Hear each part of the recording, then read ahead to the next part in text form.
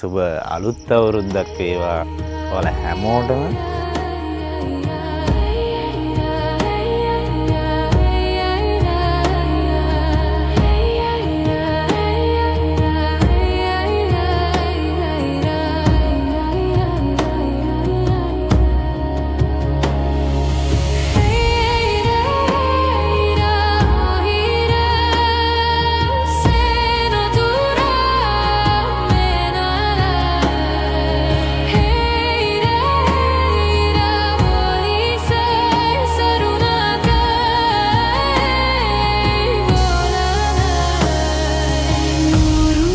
ඒම අමු කැලෑව බලට පේනවා ඇති හතර වටේම. මං වෙනසකටත් එක්ක හිතුවා අවුරුදු සමරන්න මේ වගේ තැනකට එන්න ඕන කිය.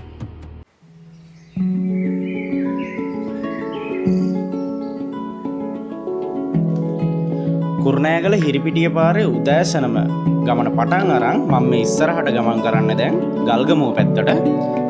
මෙතන හිරිපිටිය ගමන් මාර්ගයේ ඉස්සරහට ඇති මැදගල්ල කුඹුක් ගැටේ හරහා ගල්තැන්න මන්සන්දිය පසු කරලා යද්දී අපිට හම් වෙනවා මොරගොල්ලගම සීමලාංගම පාර.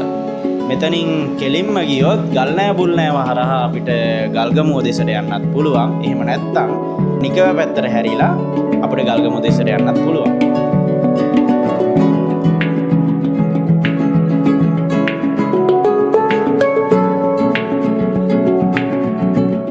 නිකව පැත්තට යද්දී අපිට හම් වෙන විශාලම කඳු පන්තිය තමයි ගල්කිරියාගම කන්ද. ඔයාලට මේ නායගිහිල්ල වගේ පේන්නේ මේ තනින් තන ගල්කිරියාගම කන්ද තමයි.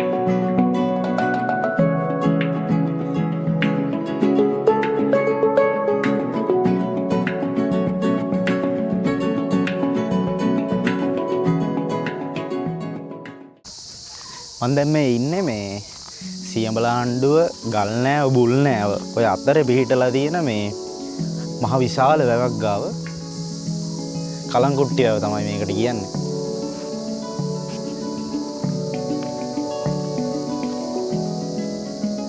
මං හිතන්නේ සියඹලාණ්ඩුව වැවටත් වඩා මේ වැව මේ ටිකක් ලොකුයි. හරි විශාලයි.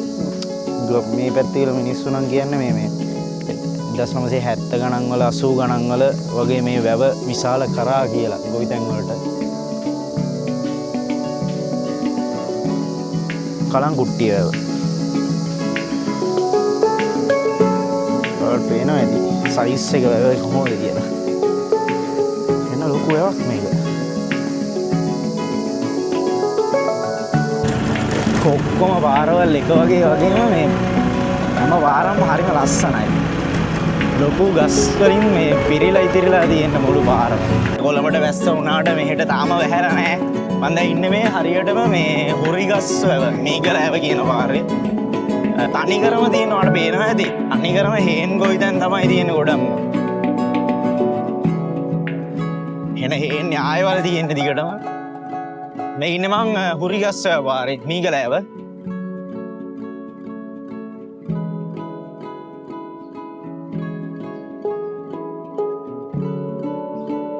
එකත් එක්තරා වැවක් බෝංගම වැව.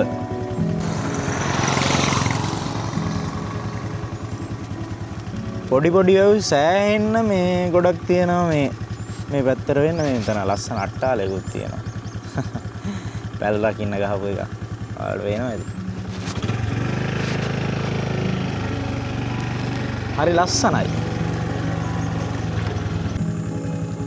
ඒ කලංකුට්ටියේ ඉඳන් එන වැවේ ඇල පාරක් තමයි මේකත්. මේ කලංකුට්ටි වැවේ වතුර හරවලා තියෙන ඇල පාරක් තමයි. මේවා තමයි ඉතින් ගොඩක් මිනිස්සු නාන්න කරන්න එහෙම ගන්න ගොවිතැන් වලට. මේ ඇල පාර යනවා සෑහෙන්න දුරක් මීගලෑව එතනින් ගියාම හුරිගස් වැව ඔය මේ ගම් ඔය ඔක්කොටම මේ වතුර දෙන්නේ ඒ කලංකුට්ටි වැවෙන් තමයි.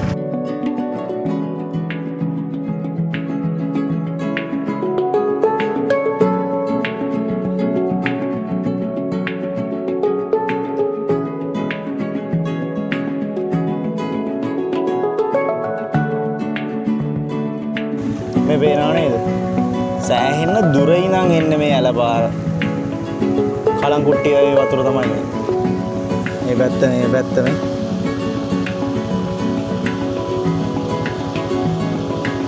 එන ලොකු මේ ජල ප්‍රවාහයක් එනවා.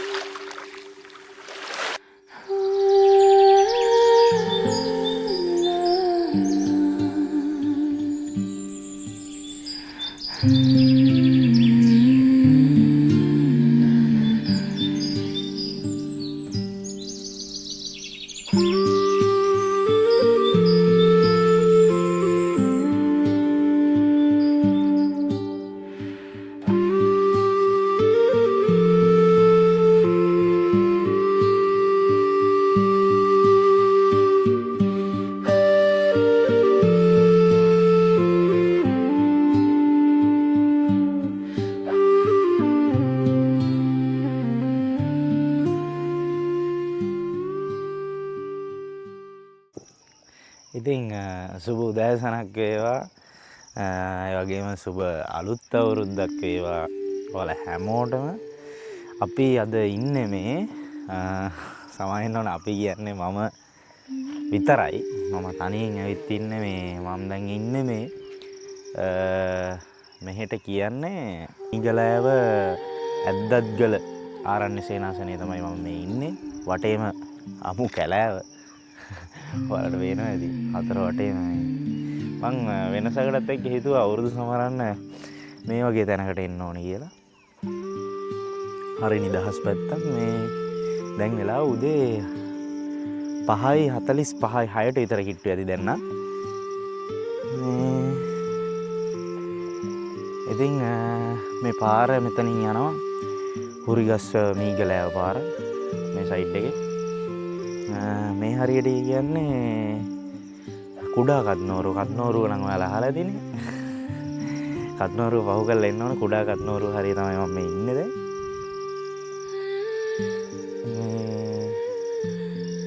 හරි ලස්සනයි මේ පැත්ත.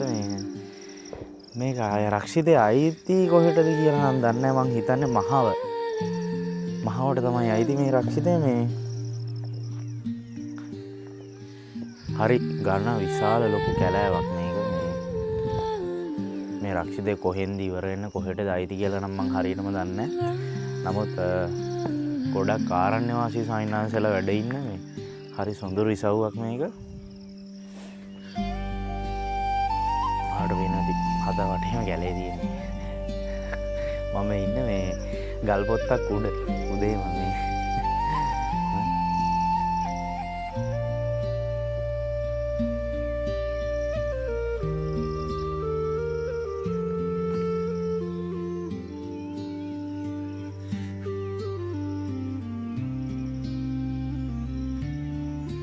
ඉතින් වනාලි රැසකගේ නිජ භූමියක් වෙන මේ මීගලෑව පුරිගස්සව කියන මේ රක්ෂිතේ ගොඩක්ම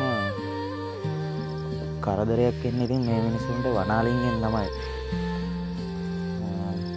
සෑහෙන ලොකු කරදරයක් ඒක. නමුත් ඉතින් මේ කැලේ අයිති මිනිස්සුන්ට නෙමෙයි සත්තුන්ට. අපිට පේනවද දන්නේ නැහැ. ඉතින් එතන මාර ලස්සනයි මාර සංසුන් හරි ලස්සන පැත්තක් මේක.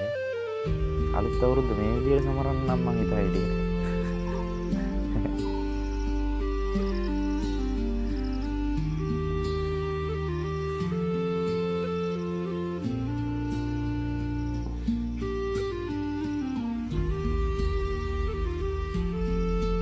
ඉතින් ඉර ලස්සනට මොඩ දීගෙන යනවා.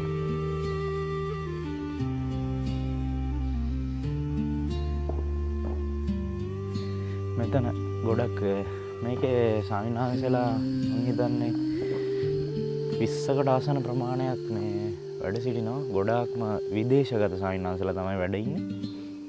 මෙතන සක්මන් මළුවක් තියෙනවා උන්වහන්සේලාට. ඒක නම් දැනට පාවිච්චියක් වෙලාම නැහැ සෑහෙන කාලෙකින් මං හිතන්නේ. අර පැත්තෙන් තියෙනවා එන්න මෙතන. මේක තමයි මම ඊයේ එද්දි හවස නෑවේ. මේ කුඩාගත් නෝරුව වැව. ඔන්න උතන තියෙන්නේ. පේනවද දන්නේ ඔයාලට? මම පෙන්නන්න. ඔන්න ඕක. මෙන්න මේ හරිය තියෙනවා එන්න මෙතන. ඔය කුඩාගත් නෝරුව වැව.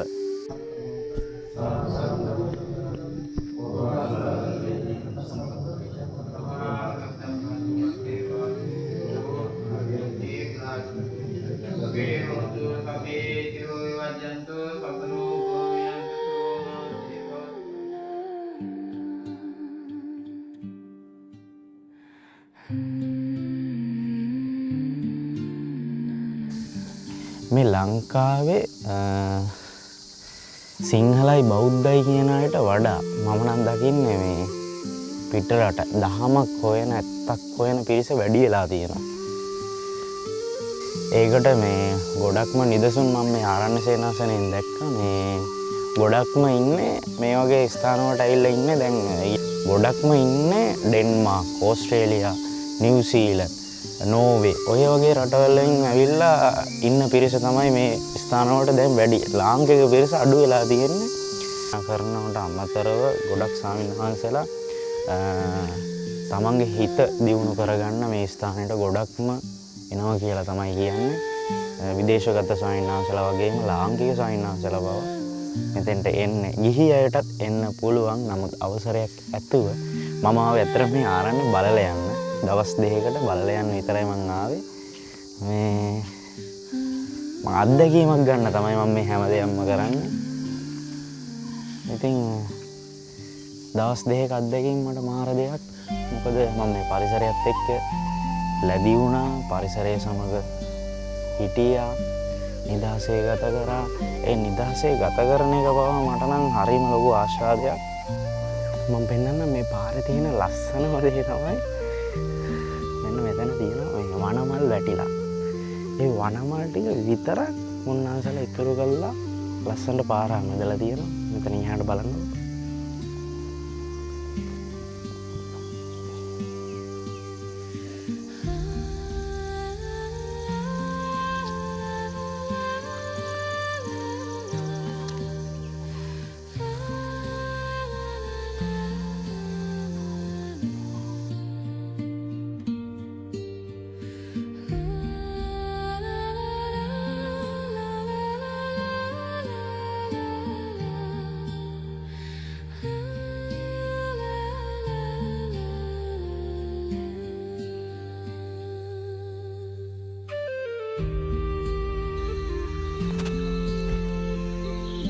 මෙතනින් එහාට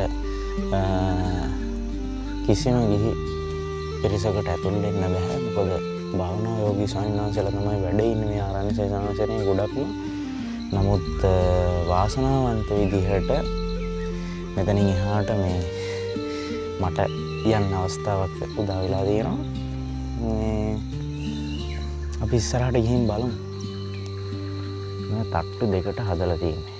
තට්ටු දෙකට කියන්නේ එක තට්ටුවක් උස්සලා කණු වලින් උස්සලා තමයි මේ හදන්නේ. මේ උන්වහන්සේලා වැඩ සිටින කුටි.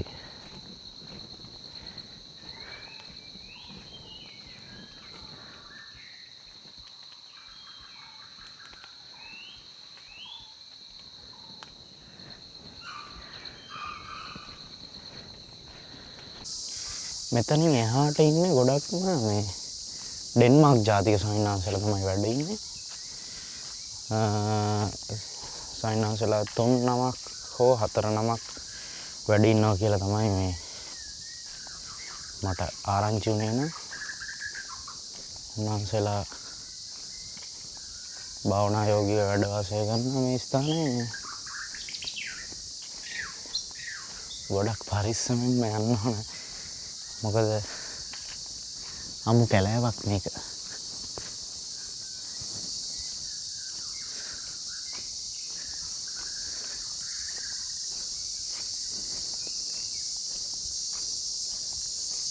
උතුරට එන්න කුටි මෙහෙම අතහැරෙන්න හේතුව ගොඩාක් පිරිස මේ වැඩවාසය කරන්න කැමති නැහැ. මොකද අංක එකේ හේතුව ලඳු කැලෑවක් මේක. ඊට අමතරව කිසිම විදුලි උපකරණයක් පාවිච්චි කරන්න බෑ. විදුලිය නැහැ. වතුර ලයින් එක දීලා තියෙන්නේ. මොකද වැවේ වතුර ප්‍රෙෂර් හින්දා තියෙන වතුර තියෙනවා. මේක ඇවිල්ලා රුචිර භාවනා කුටිය.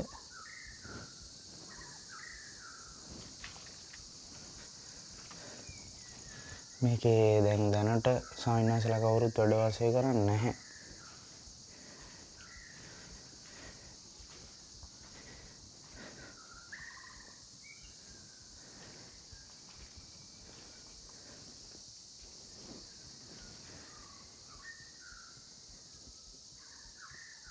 කුටිවල මේ කුටිවල මම දැකපු ප්‍රධානම දේ තමයි පල්ලෙහා මෙහෙම උස්සලා හදලා තියෙන්නේ. කුටිය මෙහෙම උස්සලා හදලා තියෙන්නේ. මේ පල්ලෙහා කණුවල මෙන්න මෙහෙම මෙන්න මේ විදිහට තල තෙල් මිශ්‍ර, ඒ කියන්නේ තල මිශ්‍ර මේ තලයි කළු තෙලුයි කලවම් කරනවා ප්‍රධාන වශයෙන්ම මේක කරන්න හේතුව කූඹියෙන් ආරක්ෂා වෙන්නයි. ඒ කියන්නේ ආරණ්‍ය ඇතුළට එන සත්තු සර්පයන්ගෙන් ආරක්ෂා වෙන්නයි. අලි ළඟට එන්නේ නැහැ කියලා තමයි කියන්නේ මේගොල්ලෝ. මෙන්න මේ තල මිශ්‍ර මේ කළු තෙල් මේ වගේ එකක් දැම්මහම තල හේන්න වලටත් මම අහලා තියෙනවා අලි ගහන්නේ නැහැ කියලා. මොකද තල සෙවලයි. පෑගුණාම මේ ඒක අලින්ට ඒක නිකන් හරි අමුතුයි.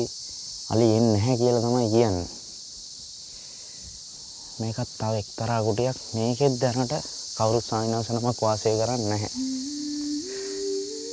මේ කුටිය පිහිටලා තියෙන විදිය හරි අමුතුයි.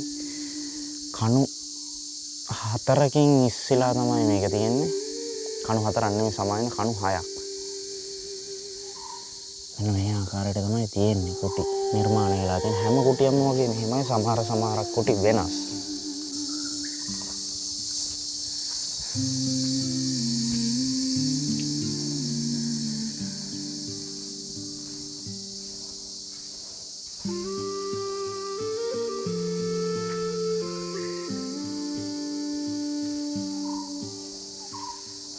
මෙතන උන්වහන්සේලාට සක්මන් මළුවක් හදලා දීලා තියෙනවා.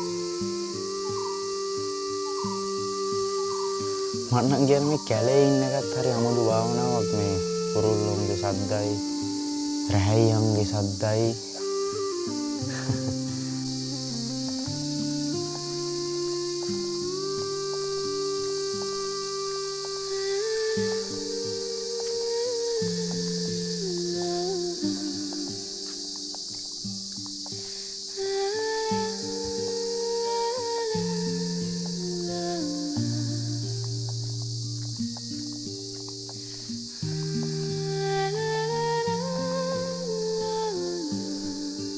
ඉමක් කොනක් පේන්නේ නැති පාරක් මේක. මම මේ ඉන්නේ කැලේ ඇතුලේ සාමාන්‍යයෙන් කිලෝමීටර් 4ක් විතර ඇතුලට ඇවිල්ලා. ඒ කියන්නේ ප්‍රධාන ඒ කියන්නේ උන්වහන්සේලා දානෙට උදේ දානෙට වඩින පිණ්ඩපාත ශාලාවේ ඉඳලා කිලෝමීටර් 5ක් 6ක් විතර වෙන ඇතුලට වෙන්න තමයි මම මේ ඉන්නේ දැන්.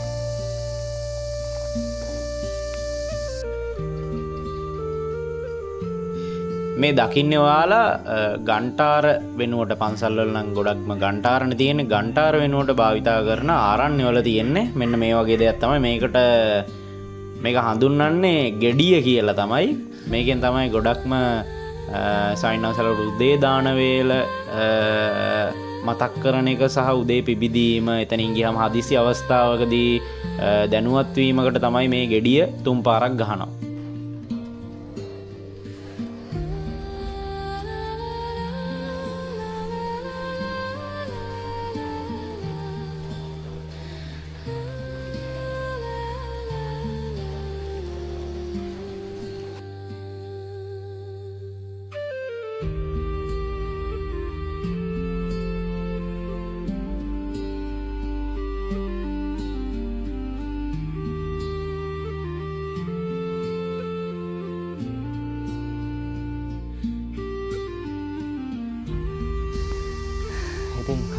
ඉසව්වක් මේක.